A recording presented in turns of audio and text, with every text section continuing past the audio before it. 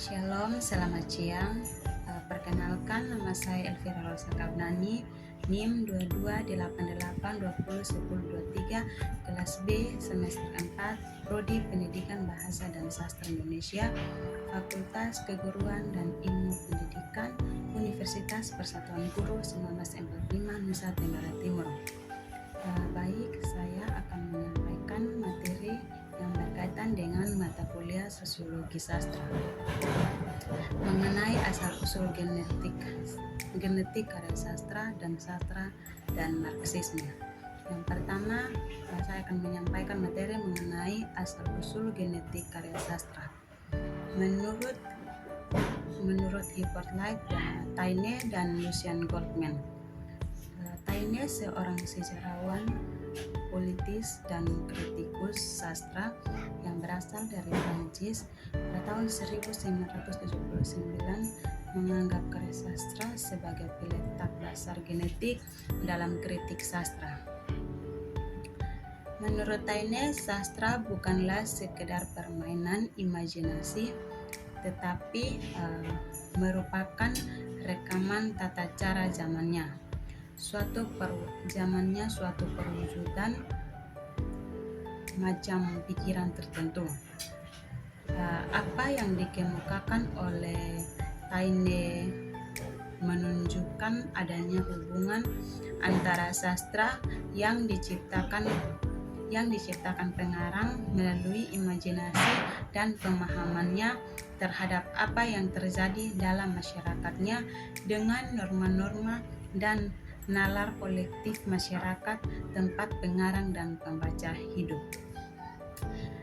Melalui sastra, seorang pengarang dapat mengungkapkan kembali norma-norma dan nalar kolektif masyarakat yang melahirkan karya tersebut.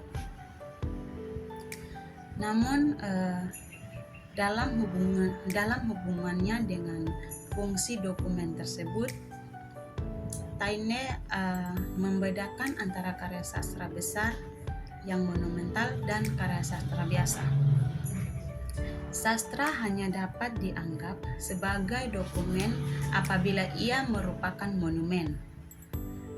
Hanya pujangga yang sungguh-sungguh besar saja yang mampu menggambarkan zamannya sepenuh-penuhnya. Menurut Taine pada tahun 1979, sebab-sebab yang melatar belakangi timbulnya sastra besar antara lain adanya hubungan timbal balik antara ras dan lingkungan.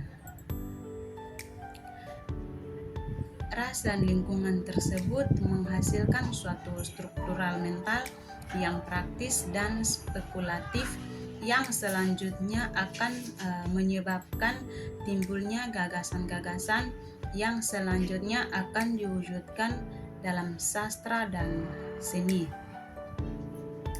Ras menurut Taine mengacu pada ciri turun-temurun seperti perangai, bentuk tubuh, juga sifat-sifat suatu bangsa, sementara lingkungan berarti periode yang memiliki gambaran khusus tentang manusia, jiwa, zaman, atau tradisi sastra. Selanjutnya, asal-usul karya sastra yang dikembangkan oleh kritikus Lucien Goldman dari Prancis pada tahun 1981 yang dikenal dengan pendekatan strukturalisme genetik. Goldman memahami asal-usul karya sastra dalam hubungannya dengan pandangan dunia kelompok sosial pengarang dan kondisi sosial masyarakat yang melahirkan karya sastra. Dalam hal ini, struktur karya sastra dianggap sebagai ekspresi pandangan dunia kelompok sosial pengarangnya. Yang dimaksud dengan pandangan dunia menurut Goldman pada tahun 1981 adalah rumusan dari gagasan-gagasan, aspirasi-aspirasi, dan perasaan-perasaan yang menghubungkan secara bersama-sama anggota suatu kelompok sosial tertentu dan yang membedakannya atau yang mempertentangkannya dengan kelompok sosial yang lain. Pengarang dalam pandangan Goldman dianggap sebagai wakil dari sebuah kelompok sosial tertentu dalam masyarakat yang menyuarakan pandangan dunia masyarakat ke dalam karya sastra yang ditulisnya. Berdasarkan pandangan tersebut, maka menurut Goldman, memahami karya sastra pada dasarnya adalah memahami asal-usulnya dalam hubungannya dengan pandangan dunia masyarakat yang melahirkannya, seperti yang disuarakan oleh pengarang sebagai wakil masyarakatnya. Berikutnya materi mengenai sastra dan Marxisme. Sastra dan Marxisme menurut Karl Marx, Friedrich Engels, George Plekhanov, dan George Lucas.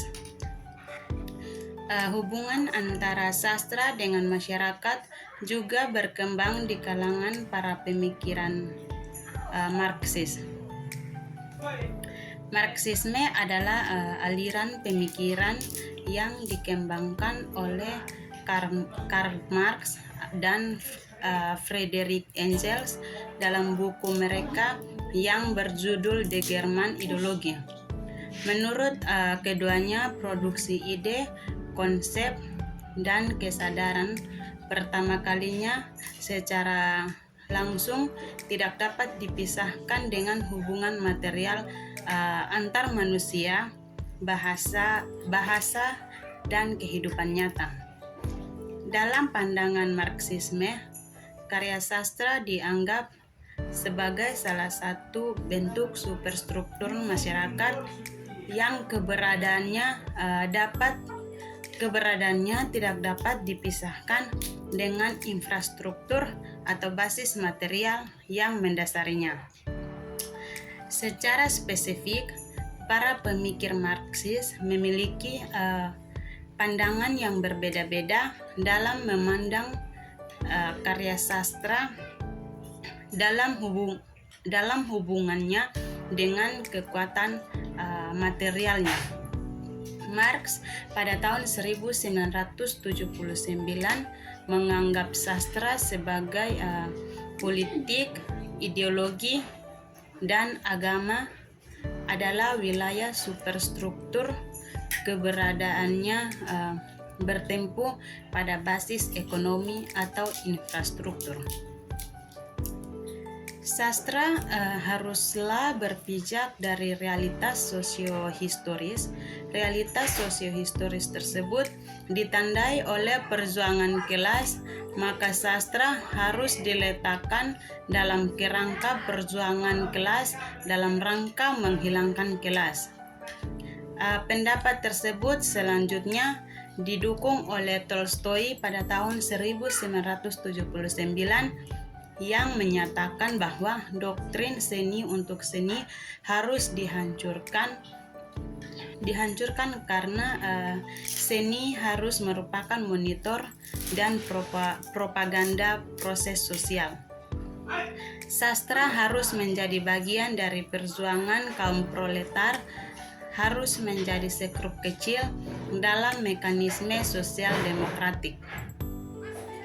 Apa yang dikemukakan oleh Marx agak berbeda dengan Engels. Pada tahun 1979 yang menganggap sastra adalah cermin pemantul proses sosial, tetapi hubungannya dengan isi sastra atau filsafat lebih kaya dan samar-samar dibandingkan dengan isi politik dan ekonomi. Namun demikian, menurutnya tendensi politik penulis dalam sastra harus sajikan secara tersirat. Semakin tersembunyi pandangan si penulis, semakin bermutulah karya yang ditulisnya. Isi novel atau muatan ideologis harus muncul secara wajar dalam situasi dan peristiwa yang ada di dalamnya. Setiap novelis yang berusaha mencapai realisme harus mampu menciptakan tokoh-tokoh yang representatif dalam karyanya, sebab realisme meliputi reproduksi tokoh-tokoh yang merupakan tipe dalam peristiwa yang khas pula. Sastra haruslah tetap menunjukkan keartistikannya, tidak semata-mata alat perjuangan kelas. Apa yang dikemukakan oleh Engels sejalan dengan pandangan George Plekhanov. Beliau adalah pendiri Partai Emansipasi Buruh di Rusia yang menyatakan bahwa dalam sastra, gagasan yang mengandung muatan ideologis harus dinyatakan secara figuratif sesuai dengan kenyataan yang melingkupinya. Seni adalah cermin kehidupan sosial, tetapi memiliki insting estetik yang sama sekali non-sosial dan tak terikat pada kondisi sosial tertentu. Sedangkan menurut Lukács pada tahun 1979, memandang sastra memang terikat pada kelas, tetapi sastra besar tidak mungkin lahir dari dominasi burjuis.